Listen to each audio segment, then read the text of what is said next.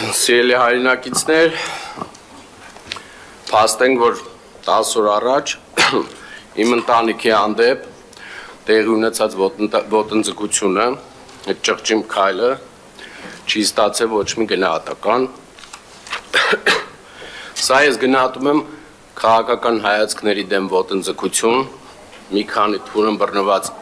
թափթփուկների կողմից եւ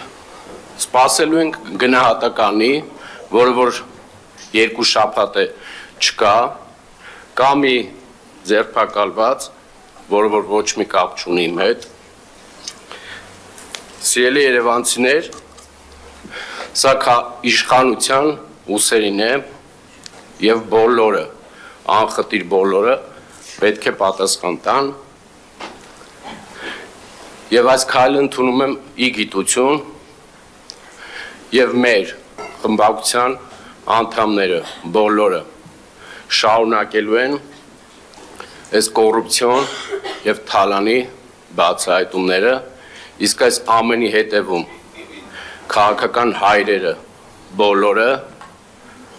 ուշ թե շուտ պատասխան են տալու։ Ես ոչ մի թշնամի չունեմ, ոչ մի անձնական։